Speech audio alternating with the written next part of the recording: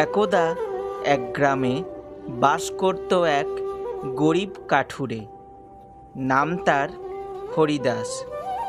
সে ছিল খুবই সৎ এবং নিষ্ঠাপরায়ণ।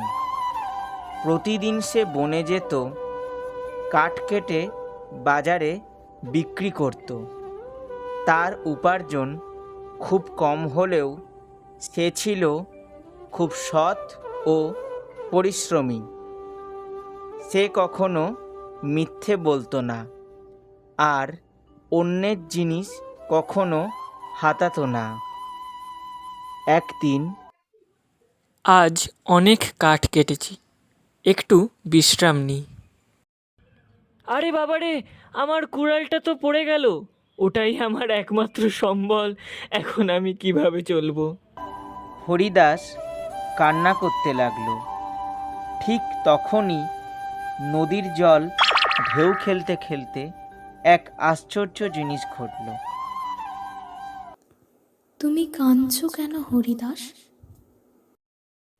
আমার কাঠ কাটা কুড়ালটা নদীতে পড়ে গেছে মা। সেটা দিয়েই আমি রোজগার করতাম। ওটাই ছিল আমার একমাত্র ভরসা।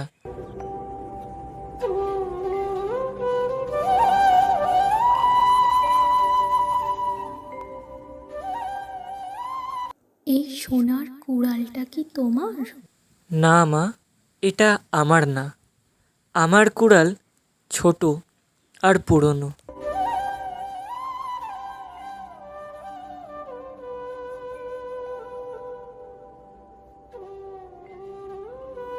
তবে কি এই রূপোর কুড়ালটা তোমার?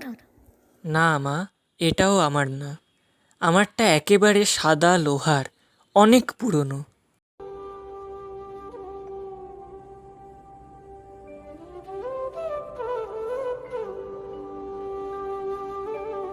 দেখো তো, তাহলে কি এইটা তোমার? হ্যাঁ, এটাই আমার। মা, আপনি সত্যিই আমার কুড়ালটা খুঁজে দিয়েছেন। জলপরি হরিদাসের সততায় খুশি হয়ে 3টি কুড়ালি তাকে উপহার দিলেন, সোনার, রূপার আর তার নিজের লোহার কুড়াল। তোমার মতো সৎ লোকের হাতে এই উপহার থাকবে, সেটাই ঠিক। সত্যবাদী হও, পরিশ্রম করো, সফলতা তোমারই হবে। আপনার আশীর্বাদে আমি সততার পথেই থাকবো মা। ধন্যবাদ আপনাকে। এই হলো সৎ কাঠুরে হরিদাসের গল্প। এই গল্প আমাদের শেখায় সততা আর পরিশ্রম কখনো ব্যর্থ হয় না। শেষ পর্যন্ত তারই জয় হয় যে সত্যের পথে চলে।